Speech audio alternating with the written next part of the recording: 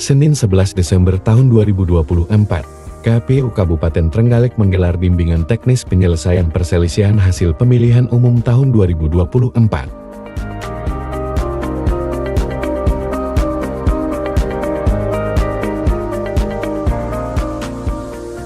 Bertempat di Rumah Makan Mekarsari Trenggalek, acara dihadiri oleh Bawaslu, PPK dan tenaga pendukung PPK Kabupaten Trenggalek.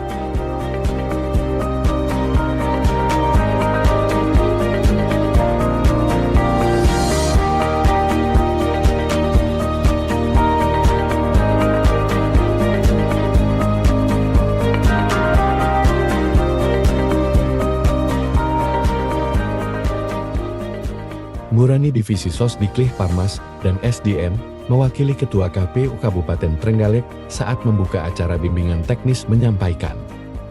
Yang kami hormati para narasumber dari Kejaksaan, dari Pengadilan, dan dari Polres yang nanti akan memberikan materi kepada kita semua terkait dengan kegiatan ini, yaitu kegiatan bimbingan teknis penyelesaian perselisihan hasil pemilu tahun 2024. Kita berharap sebenarnya kegiatan pemilu ini, terutama puncernya nanti adalah pemungutan suara dilanjut dengan rekap, tidak terjadi sengketa. Karena kalau terjadi sengketa itu sebenarnya cukup memakan energi, cukup memakan waktu. Pemilu supaya hebat, kita masih disibukkan dengan persiapan-persiapan dan sidang-sidang di MK. Apalagi ini nanti kita beririsan dengan proses-proses tahapan pilkada. Kita memahami sistem yang berlangsung dalam pemilu itu, sistem pemilu proporsional terbuka, artinya menyimpan konsekuensi yang berupa kegiatan-kegiatan teknis. Kita juga punya electoral proses. Jadi electoral proses ini ejawantahnya biasanya pada tahapan-tahapan dan jadwal. Proses-proses itu harus kita lakukan. Teman-teman harus tahu kapan jadwalnya ini, jadwalnya itu. Kawan-kawan juga harus bersiap-siap untuk mengikuti berbagai tahapan yang ada. Proses-prosesnya harus kita lalui. Ada juga electoral management. Bagaimana kita sebagai sebuah lembaga penyelenggara pemilu ini adalah organisasi yang harus dimanage dengan baik, dikelola selayaknya organisasi yang rasional, agar tugas-tugas dan kegiatan-kegiatan yang kita lakukan itu juga terencana dan pada prakteknya juga bisa sesuai rencana yang berjalan sesuai dengan aturan.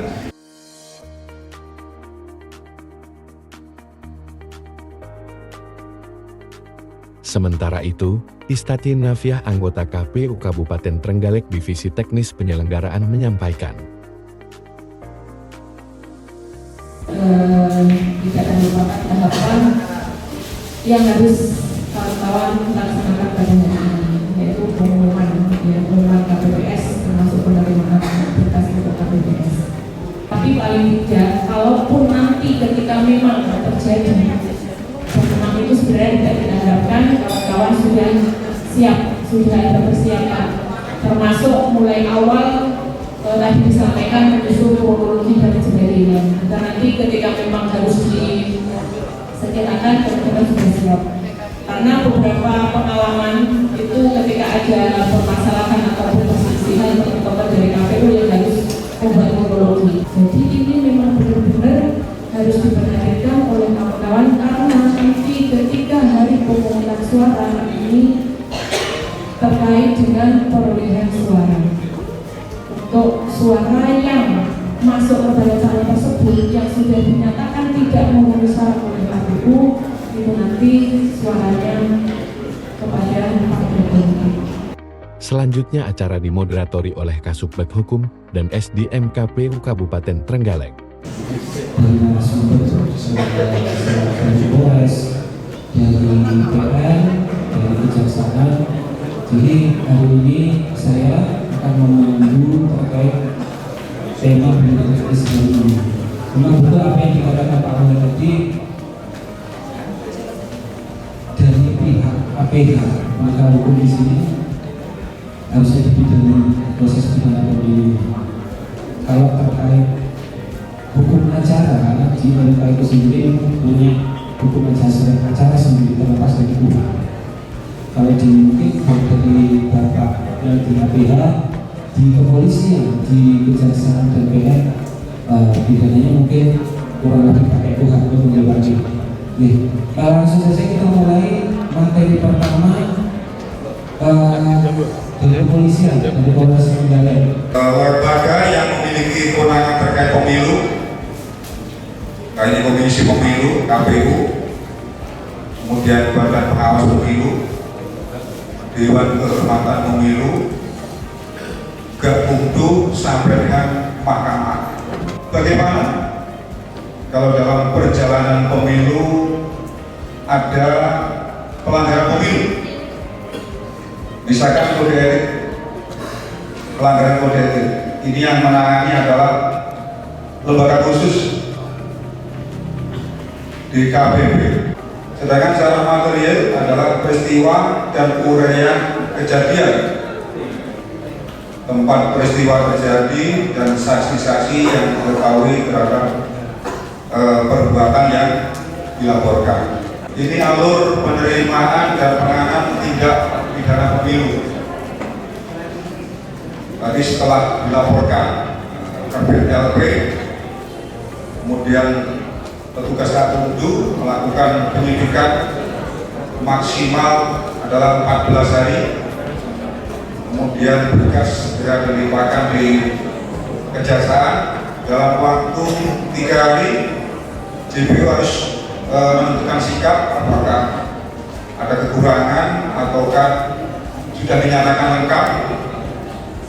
Maka setelah dinyatakan lengkap, penyidik maksimal 3 hari harus melimpahkan perkara ke penuntut umum. Dalam pelaksanaan tahap 2 ini bisa tanpa dihadiri tersangka. Kemudian dari JPU melimpahkan perkara tersebut ke pengadilan untuk kemudian disidangkan.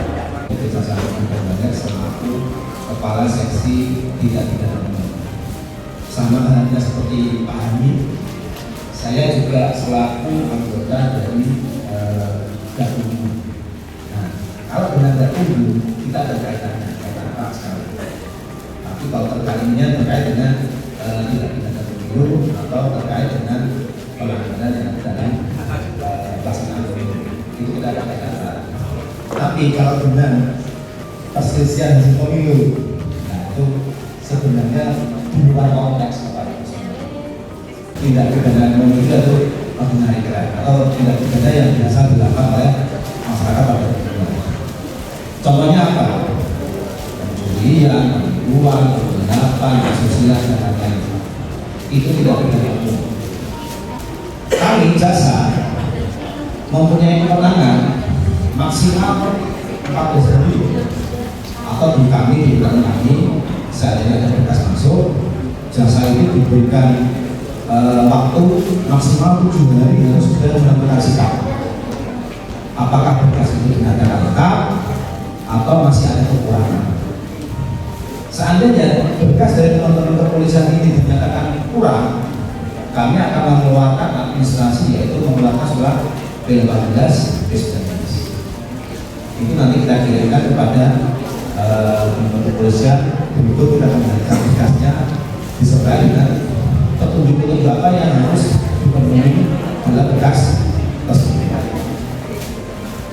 Setelah itu maksimal sama seperti teman-teman ini dari kepolisian ini maksimal 2 minggu itu harus sudah mengembalikan berkasnya kepada kami. Terus kami intinya kami teliti benar. Nah seperti itu lah. Menangani khusus yang pertama dan yang terakhir ya, untuk pelanggaran pemilu dan tindak pidana pemilu. Kemudian terkait sengketa proses pemilu itu kewenangan Binkut, Pengadilan Tata Usaha Negara. Indikasi sengketa pemilu ya itu nanti bisa langsung dibawa ke Pengadilan Tata Usaha Negara. Pengadilan Tata Usaha Negara rekan-rekan ada di mana? Belum tahu. Jadi pengadilan tata usaha negara itu hanya ada di ibu kota provinsi. Jadi kalau misalnya rekan-rekan menemukan permasalahan-permasalahan berkaitan tentang sengketa, nggak bisa diajukan ke pengadilan negeri di sini. Yang tadi disampaikan ke penggugat itu tidak bisa disampaikan di pengadilan negeri di sini. Saudara harus daftarnya di pengadilan tata usaha negara. Kalau khusus Jawa Timur itu ada di Surabaya. Nah, jadi yang masuk di bidang kami itu di pengadilan negeri hanya kaitannya tentang pelanggaran pemilu dengan tindak pidana pemilu, itu saja. Nah, mungkin rekan-rekan yang akan sering menemukan itu adalah yang dua ini di daerah. Kalau sengketa hasil, terus habis itu sengketa proses untuk pemilihan segala macam itu kan administrasi kan? Konsep administrasi. Nah, kalau konsep administrasi itu sejauh rekan-rekan baik KPU, Bawaslu semuanya kerjanya bagus sesuai dengan SOP yang ada, tidak dimacam-macam. Nah, nggak ada main sana main sini, nggak ada titip sana titip sini, insya Allah nggak ada yang masuk ke tata usaha negara. Dari pihak kepolisian maupun kejaksaan, ini proses penegakan hukum tindak pidana pemilunya. Di situ ada Bawaslu atau Gakumdu, jadi Gakumdu itu termasuk di dalamnya adalah kejaksaan dan kepolisian. Ya. Terus masuk ke penyidikan, masuk ke penuntut umum, habis itu terakhir di kami. Kami tugasnya ngetok palu. Karena di PPK, PPS itu yang bisa untuk kemudian dijadikan bukti, jadikan penguat, jadikan dasar untuk kemudian di persidangan perselisihan hasil pemilu itu adalah BA dan asbidal lain, kemudian kronologi, khususnya kronologi ini yang sangat penting. Dengan demikian seluruh jajaran KPU, maksudnya seluruh jajaran KPU itu KPU RI sampai kemudian tingkat TPS perlu memiliki kompetensi dan pengetahuan baik dari aspek regulasi dan praktik guna terciptanya pemilu yang berkualitas. Pertanyaannya begini, ini kan menjadi hal yang wajib dibuat oleh teman-teman PPK, di mana kita akan diberikan ke TPS kalau ada norma yang mengatur pada regulasinya. Yang kedua, apakah pasal-pasal dalam peraturan dalam undang-undang ini bisa kemudian diartikan, dimaknai, ditafsirkan. Yang ketiga, tidak saling bertentangan. Dan kita mendapatkan pasal 1 dan pasal yang lain, ayat 1 dan pasal yang lain berbeda, bertentangan. Dimana kemudian kita menggunakan asas teks spesialis atau teks superior dan sebagainya gitu. Ada 4 potensi sengketa hari ini. Pencalonan kemarin juga cukup berpotensi. Kemudian kampanye itu juga bisa jadi. Salah satunya umpamanya teman-teman kemarin kalau dalam pembuatan SK penentuan titik lokasi APK tidak diterima oleh peserta, itu bisa menjadi objek sengketa. Kemudian sengketa dalam pemilihan dan sengketa dalam rekapitulasi.